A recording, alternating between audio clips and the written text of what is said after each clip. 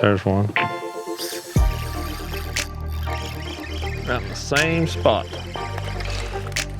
Come here, Mr. Ned Rigging Bass.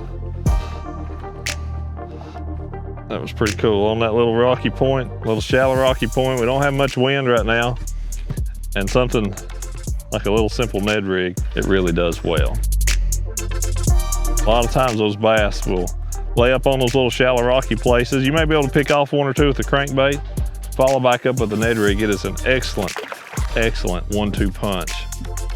The Ned rig came from an individual named Ned Katie from out Midwest area. It has evolved a little bit from his original. Just basically, it is a small lead head, open hook, and most times, most people fish a stick worm type presentation on it. For me, I like to start with a 4-inch one and then kind of cut it down. If it's a really heavily pressured deal and really clear water, I'm gonna cut it down to 2, maybe 2.5 inches. Or if it's dirty water, kind of like what we have here, I'm gonna keep it at least 3, maybe even 3.5 inches, so just take off about that much, because I want a decent sized profile. I don't want a little bitty tiny bait out there in this off-colored water for those fish to find. And green pumpkin is rarely wrong. It may not always be the best, but it's rarely wrong. So just thread it up on that head, those little lead barbs, and you're good to go. That Sproat style hook, shape of that head, it comes through those rocks surprisingly well to be an open hook like that. Typical cast for me, I'm going to generally sit deeper than where I'm casting, but I'm going to throw out, immediately let it fall slack line all the way to the bottom, and then I'm just going to kind of start lift and drop. Drag it along the bottom some, but a lot of times I like to lift that bait up off the bottom and then let it fall back down. I think if you imagine that bait just laying on the bottom, that a fish that's in that area, he may not know that it's there, but then when you pull that bait up, that fish is going to see it. Actually, there's one now. That was very much what happened there. I had picked that bait up, kind of set it back down. Oh, that's a nice fish there.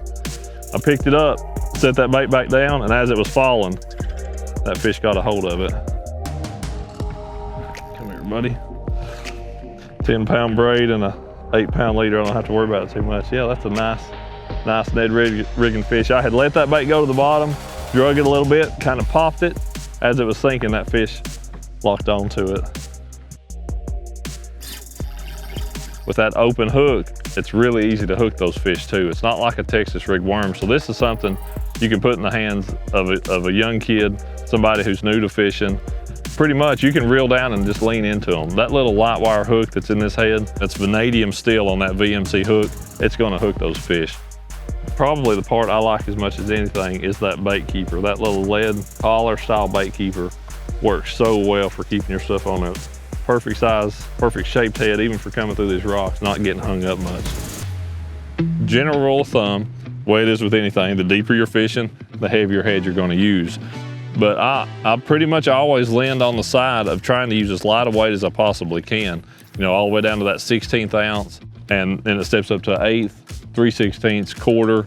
The head shape helps with that a little bit too. That kind of pointed end on this head, it really seems to kick it around and keep that hook out of those rocks. The final thing on this head is we have it coming out in 3 color options, and that really covers your bases. We've got the natural stuff, green pumpkin, as well as black. Then we've got something a little bit brighter in that chartreuse head. But there's times when those smallmouth especially, that bright chartreuse head, something about that just really sets those fish off. So we've got an option that's gonna cover any fishing you're gonna wanna do with the Ned rig.